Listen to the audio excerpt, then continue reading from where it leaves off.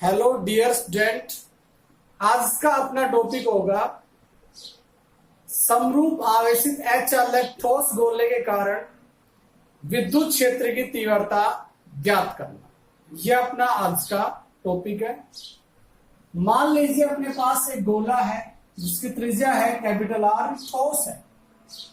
चालक में और अचालक में डिफरेंस यही होता है कि चालक को जैसे तुम आवेश दोगे तो चालक में आवेश उसकी बाह्य सतह पर डिस्ट्रीब्यूट हो जाता है, जबकि अचालक में आवेश उसकी बाह्य सतह पर डिस्ट्रीब्यूट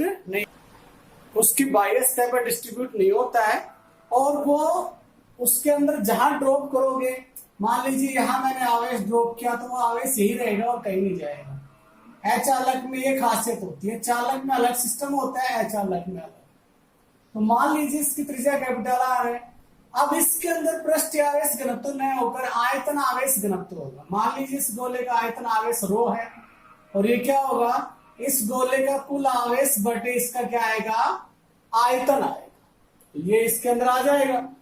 आयतन हमें पता है जब त्रिज्या आर है तो इसका पृष्ठ आवेश घनत्व क्या होगा, 4/3 पाई कैपिटल आर क्यूब। ये आ जाएगा इसका आयतन आवेश घनत्व, ये इसका आयतन आ जाएगा। तो ऐसे अपने पास ये वैल्यू आती है। अब हम इसमें वो 3 पॉइंट नोट करेंगे, अलग अलग पॉइंट आएंगे। कौन कौन से पॉइंट? फर्स्ट है अपने पास गोले की सतह से बाहर, गोले की सतह से बाहर। तो हम दूरी लेंगे, मान लीजिए आर दूरी ली जो इसकी त्रिज्या से बड़ी है। पहला पॉइंट ये है। तो मान लीजिए अपने पास ये गोला है और इस पर धनावेश वितरित है, इसकी त्रिज्या आर है और इसके केंद्र से मैं आर दूरी पर विद्युत क्षेत्र की तीव्रता ज्ञात करना चाहता हूं। तो उसके लिए मैं इसके चारों ओर गाउसीय पृष्ठ की सहायता लूंगा। गाउसीय पृष्ठ की कल्पना करूंगा। इसके चारों ओर कोई गाउसीय पृष्ठ है, मान लीजिए गोले के आकार में है तो हम गोले के आकार में गाउसीय पृष्ठ ले लेंगे। और ये गाउसीय पृष्ठ है, इस पृष्ठ की त्रिज्या आर है, इसलिए यहां पर जो सारा आवेश है वो गाउसीय पृष्ठ पर डिस्ट्रीब्यूट हो जाता है। ये धनावेश, ये बंद पृष्ठ होता है। इसकी सतह पर मैंने अल्पांश यहां पर ds सिलेक्ट किया और क्षेत्रफल सदिश की दिशा ds की ये आ जाएगी अपने पास। और धनावेश के कारण विद्युत क्षेत्र की तीव्रता ये आएगी, इसलिए यहां थीटा इक्वल टू आएगा 0 डिग्री। इस पी पॉइंट पर मैं विद्युत क्षेत्र की तीव्रता ज्ञात करना चाहता हूं। तो मैं यहां गाउस का नियम लगाऊंगा। गाउस के नियम की सहायता से, गाउस के नियम की सहायता से क्लोज पृष्ठ आएगा वही ई सदिश डॉट ds। कौन से पृष्ठ के लिए? सिर्फ गाउसीय पृष्ठ के लिए, s के लिए, इक्वल टू आएगा sum of q upon epsilon naught. इसको खोलते हैं यहां पर तो दोनों के बीच में एंगल आएगा, तो ये आएगा e ds cos 0 डिग्री, क्योंकि एंगल है थीटा वो 0 डिग्री है। यहां पर sum of q upon epsilon naught. cos 0 का मान हमें पता है क्या होता है, 1 होता है, इसलिए मैं यहां पर करूंगा ई ds क्लोज पृष्ठ के लिए sum of q upon epsilon naught. E यहां पर है, ds का मैं समाकलन करूंगा तो यह आएगा 4 पाई। इस गाउसीय पृष्ठ की त्रिज्या r है तो इसका पृष्ठ क्षेत्रफल r स्क्वायर आएगा, sum of q upon epsilon naught. और ये आ जाएगा अपने पास is equal to 1 upon 4 pi epsilon naught और sum of q upon r square आ जाएगा। सम ऑफ q को मैं किसके इक्वल मान लेता हूं, q के इक्वल मान लेता हूं। और q की वैल्यू में यहां से भी निकालता हूं तो ये आएगा रो 4/3 पाई कैपिटल R क्यूब आएगा। ये वैल्यू मैं यहां पुट करता हूं तो इज इक्वल टू आएगा 1 अपॉन 4 पाई एप्सिलॉन नॉट और ये आ जाएगा रो 4 pi capital R cube upon में 3 तो आएगा, आर स्क्वायर बचा हुआ है तो आर स्क्वायर आ जाएगा। अब 4 पाई से 4 पाई कैंसिल हो जाते हैं, तो यहां पर आएगा इज इक्वल टू मेरे पास में आएगा रो आर क्यूब अपॉन में 3 एप्सिलॉन नॉट आर स्क्वायर।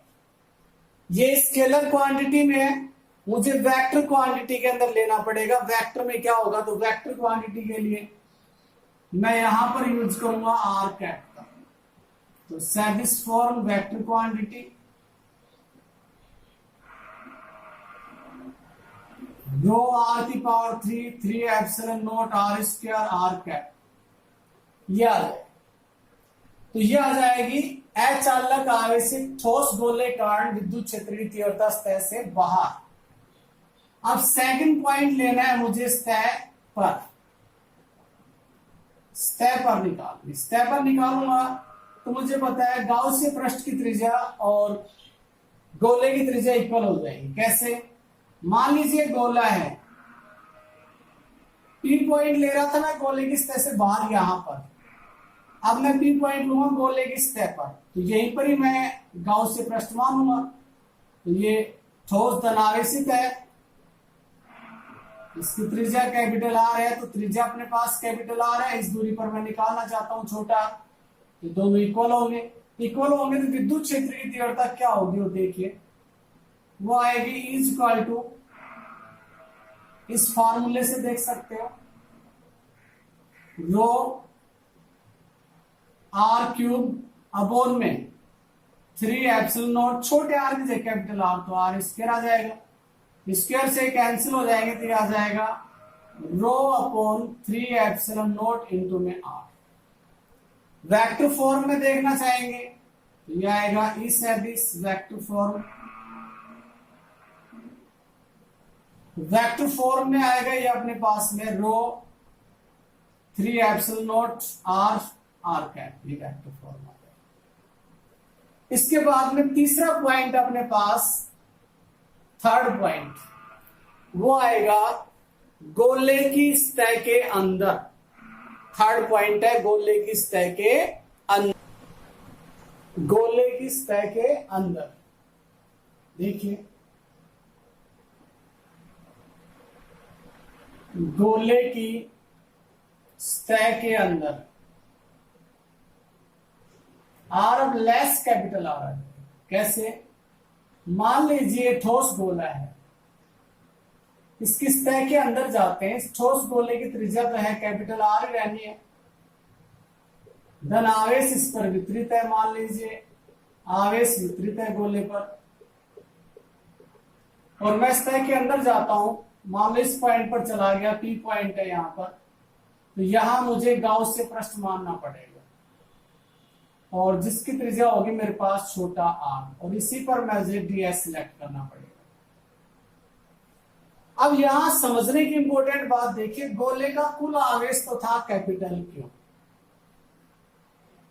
अब कैपिटल क्यू था, लेकिन क्यू तो संपूर्ण गोले का था, मैं गोले के अंदर चला गया तो इसका इतना सा भाग बच गया, इस भाग पर आवेश कितना आएगा, क्यू डैश आएगा। इस भाग का आयतन कितना है, बी डैश है, तो मुझे क्यू डैश निकालना पड़ेगा पहले। क्यू डैश मैं निकालता हूं यहां पर, तो क्यू डैश आएगा इसका एकांक आयतन में आयतन आवेश घनत्व इनटू में जो क्यू डैश के लिए मैंने आयतन सिलेक्ट किया है वो वी डैश आयतन आएगा। तो यहां क्यू डैश इक्वल टू आएगा मेरे पास रो 4/3 पाई छोटा आर क्यूब आएगा। ये डॉट वाले गाउसीय पृष्ठ का आयतन यहां पर लिया जा रहा है, इसलिए इसी की वैल्यू यहां पर आएगी। अब आगे देखते हैं इसको कि मुझे इसकी विद्युत क्षेत्र की तीव्रता निकालनी इस पी पॉइंट पर, तो ये आएगा E इक्वल टू, इसी फॉर्मूले से देखूंगा 1/4 pi epsilon not Q dash upon में आर स्क्वायर। ये सम ऑफ क्यू किसके बराबर होगा, क्यू डैश के, और क्यू डैश हमें पता है किसके बराबर है। तो यहां पर क्यू डैश मैं थोड़ा निकालूंगा इसको, तो रो है अपने पास, रो कितना होता है, रो होता है क्यू अपोन में 4/3 पाई आर क्यूब। तो मैं रो की वैल्यू रखूंगा क्यू अपोन में 4/3 पाई आर क्यूब इंटू में 4/3 पाई आर क्यूब, इससे कैंसिल हो जाएगा। तो क्यू डैश की वैल्यू मेरे पास क्या आएगी, क्यू डैश की वैल्यू आएगी क्यू आर क्यूब अपॉन में आर की पावर 3। ये आ जाएगी अपने पास क्यू डैश की वैल्यू इस प्रकार। ये वैल्यू हम पुट करेंगे इस फॉर्मूले में, तो ये आएगा E dash E equal to 1/4 pi epsilon not q R की पावर 3 अपॉन में आर क्यूब इंटू में आर स्क्वायर। तो यहां एक पावर यहां कैंसिल हो जाएगी, आर बचेगा ओनली, तो इज इक्वल टू आएगा 1/4 pi epsilon not q are upon में आर की पावर 3। अब इसको मान लो हम घनत्वों की फॉर्म में निकालना चाहते हैं, हालांकि यहां तक आ जाएगा, घनत्वों की फॉर्म में निकालना चाहते हैं, तो मैं क्यू की जगह वैल्यू पुट करूंगा रो इंटू में 4/3 पाई कैपिटल आर क्यूब। ये वैल्यू पुट करने के लिए, ये वैल्यू जैसे मैं यहां पर रखता हूं इसमें क्यू की जगह, तब मेरे पास क्या रिजल्ट आएगा वो देखिए। तो यहां आएगा इज इक्वल टू मेरे पास 1/4 pi epsilon not rho 4 pi R cube, R तो है छोटा ऊपर यहां पर, और बाई 3, और ये आ जाएगा आर क्यूब। तो यहां से ये 4 पाई आर क्यूब कैंसिल हो जाएंगे, इज इक्वल टू आ जाएगा रो आर अपॉन में 3 एप्सिलॉन नॉट। और इसी को यदि मैं वेक्टर फॉर्म में लेना चाहूंगा तो वेक्टर फॉर्म में भी ले सकता हूं, वेक्टर फॉर्म। तो यह आएगा अपने पास ई सैदिस rho upon 3 epsilon not R सैदिस। तो यह अपने पास विद्युत क्षेत्र की तीव्रता आ जाएगी, आवेशित अचालक गोले के कारण विद्युत क्षेत्र की तीव्रता, ठोस गोला है। अब इसके कुछ पॉइंट्स आते हैं, तो उन पॉइंटों की बात कर लेते हैं। पहला पॉइंट यह आता है कि मान लो आर का मान 0 कर दिया जाए, तो ये आर पॉइंट यहां है, आर का मान 0 करूंगा तो पी पॉइंट कहां जाएगा, इसके केंद्र पर। तो केंद्र पर विद्युत क्षेत्र की तीव्रता 0 हो जाएगी, कितनी हो जाएगी, 0। और बाकी जगह आर का मान घटाने बढ़ाने से कुछ परिवर्तन होता है। तो यहां पर आर समानुपाती है, अब यहां पर देखोगे तो केंद्र के अंदर, तो सेकंड पॉइंट यही आता है, समानुपाती है, ई समानुपाती है आर के। इसका अर्थ क्या है, आर की वैल्यू बढ़ाओगे तो ई का मान भी क्या होगा, बढ़ेगा। ये इसका अर्थ आ गया। अब मान लीजिए यहां पर देखते हैं गोले की सतह से बाहर, गोले की सतह से बाहर आर व्युत्क्रम में है, तो व्युत्क्रम में है तो थर्ड पॉइंट आएगा कि ई यदि इसके व्युत्क्रमानुपाती है। ये तो कहा था गोले की सतह के अंदर ऐसा होगा, गोले के केंद्र पर क्या होगा, आर 0 होते ई का मान 0। दूसरा, गोले के केंद्र पर आर ई के समानुपाती है, मतलब गोले की सतह के अंदर आर का मान बढ़ाओगे तो ई का मान क्या होगा, बढ़ता चला जाएगा। अब गोले की सतह से बाहर बात करते हैं, सतह से बाहर है, आर का मान बढ़ाओगे तो ई का मान घट जाएगा गोले की सतह से बाहर। चौथा पॉइंट आता है अपने पास गोले की सतह पर, तो सतह पर यदि बात करते हैं तो सतह पर देखिए वही बात आ गई, आर पर डिपेंड नहीं करता है, तो मतलब आर जो ई है वो क्या होता है, कांस्टेंट होता है, नियत होता है गोले की सतह पर। तो यहाँ 4 पॉइंट आते हैं, 2 पॉइंट गोले की सतह के अंदर के हैं कि आर का मान 0 करोगे तो ई का मान भी क्या हो जाएगा, 0। गोले की सतह के अंदर आर ई के समानुपाती है, आर का मान बढ़ाओगे ई का मान बढ़ेगा, घटाओगे तो घटेगा। गोले की सतह से बाहर आर व्युत्क्रम में है, आर का मान बढ़ाओगे तो ई का मान घटेगा। और गोले की सतह पर विद्युत क्षेत्र का मान क्या रहेगा, कांस्टेंट रहेगा, नियत रहेगा। इसके बाद में इसका ग्राफिकल रिप्रेजेंटेशन देखते हैं। ग्राफिकल रिप्रेजेंटेशन कैसा है, तो इसमें क्या होता है ग्राफिकल में, देखिए अपने पास 3-4 पॉइंट आ गए। पहला पॉइंट है गोले की सतह से बाहर। गोले की सतह से बाहर देखोगे ई और आर में क्या संबंध है, दोनों व्युत्क्रम में है। सतह से बाहर, सतह पर कांस्टेंट और सतह के अंदर ई और आर क्या है, समानुपाती। ठीक है, केंद्र पर आर का मान 0 तो ई का मान भी क्या हो जाता है 0। तो मैं यह ग्राफ खींचूंगा, एक्स एक्स पर तो मैं आर ले लेता हूं और वाई एक्स पर मैं ले लेता हूं अपने पास ए। तो यहां देखिए पहले मैं बात करता हूं कि आर का मान 0 होता है तो ई का मान भी 0, तो एक पॉइंट ये आ जाएगा। ये आर की डायरेक्शन ये है तो आर यहां पर 0 तो ई भी यहां पर 0। आगे मैं बात करता हूं कि ई आर के समानुपाती है, तो जैसे जैसे मैं आर का मान बढ़ाऊंगा तो ई का मान भी क्या होगा, बढ़ता चला जाएगा। कब तक बढ़ेगा, यहां समानुपाती है। इसके बाद कब तक बढ़ेगा, जब आर है वो कैपिटल आर के बराबर हो जाएगा तब तक बढ़ेगा। इस पॉइंट पर जाकर आर है वो कैपिटल आर के बराबर हो गया। नियत आ गया अपने पास, यहां कांस्टेंट ग्राफ है। अब मैं आगे बढ़ाता हूं इसका मान, ये पॉइंट है वो किसका है, ई कांस्टेंट का है, कांस्टेंट है यहां पर। इसके बाद यदि मैं आर का मान बढ़ाता हूं तो व्युत्क्रम में आता है, गोले की सतह से बाहर जाएगा तो ये ग्राफ ऐसे आएगा। इस तरह से अपने पास इसका ग्राफिकल रिप्रेजेंटेशन होगा।